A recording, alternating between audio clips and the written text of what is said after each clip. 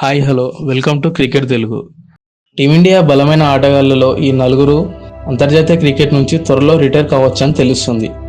ఇప్పటికే ఈ నలుగురు ఆటగాళ్లను టీమిండియా నుంచి బీసీసీఐ తొలగించింది. ఈ నలుగురు భారతీయ ఆటగాళ్ల అంతర్జాతీయ కెరీర్ దాదాపు ముగిసింది. భారత జట్టు తలుపులు కూడా వీరికి క్లోజ్ చేసినట్లు తెలుస్తుంది. కానీ వీరు ఇంకా రిటైర్మెంట్ ప్రకటించలేదు.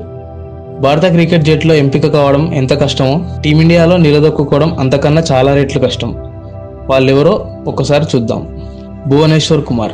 2012లో భువనేశ్వర్ కుమార్ కెరీర్ ప్రారంభించినప్పుడు స్వింగ్ అతని బలం, నేటికి దానినే నమ్ముకున్నాడు. కానీ ఇటీవల అతని ప్రదర్శన చాలా పేలవంగా ఉంది. భువనేశ్వర్ టెస్ట్ క్రికెట్లో తన స్వింగ్ బౌలింగ్ను కూడా నిరూపించుకున్నాడు. దురదృష్టవశాత్తు భువి గాయాల కారణంగా చాలాసార్లు జట్టులోకి వస్తూ వెళ్తూ ఉన్నాడు. 2018లో గాయం కారణంగా భువి టెస్ట్ క్రికెట్ వంటి సుదీర్ఘ ఫార్మాట్లకు దూరం కావడం ప్రారంభించాడు. అప్పటి నుంచి అతనికి ఒక్క టెస్టులో కూడా ఆడే అవకాశం రాలేదు. ఇప్పుడు భువీకి టెస్ట్ క్రికెట్ ముగిసినట్టే అని తేలిపోయింది. భువనేశ్వర్ కుమార్ భారత్ తరపున 3 ఫార్మాట్లలో ఆడాడు. భువనేశ్వర్ కుమార్ భారత్ తరపున 21 టెస్టుల్లో 63 వికెట్లు, 121 వన్డేల్లో 141 వికెట్లు, 87 టీ20లో 90 వికెట్లు పడగొట్టాడు.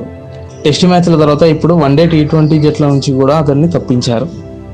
రెండవది వృద్ధిమాన్ సాహా. వృద్ధిమాన్ సాహా చాలా మంచి వికెట్ కీపర్. అయితే అతనికి టెస్ట్ క్రికెట్లో ఆడే అవకాశం రాలేదు. సాహా 2010లో దక్షిణాఫ్రికాపై టెస్టులో అరంగేట్రం చేశాడు. అప్పటి నుంచి సాహా కేవలం 40 టెస్ట్ మ్యాచ్లు మాత్రమే ఆడగలిగాడు.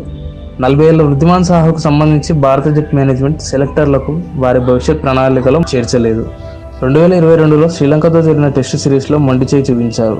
ఇప్పుడు మళ్ళీ టెస్ట్ జట్టులోకి పునరాగమనం చేయగలడన్న ఈ ఆటగాడి ఆశలు దాదాపుగా ముగిశాయి.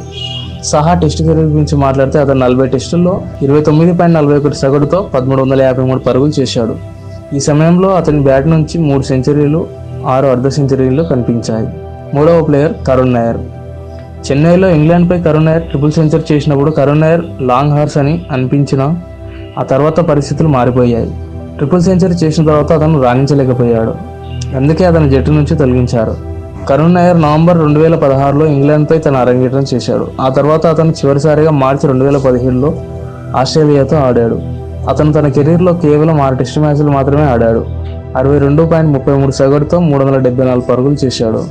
టెస్టుల్లో అతని అత్యధిక స్కోర్ 303 పరుగులు. నాలుగో player Ishant Sharma. Team India fast bowler Ishant Sharma అంతర్జాతీయ కెరీర్ దాదాపుగా ముగిసింది. ఇషాంత్ శర్మ చివరిసారిగా నవంబర్ 2021లో న్యూజిలాండ్తో జరిగిన కాన్పూర్ టెస్టులో కనిపించాడు. ఆ మ్యాచ్లో ఒక్క వికెట్ కూడా తీయలేకపోయాడు.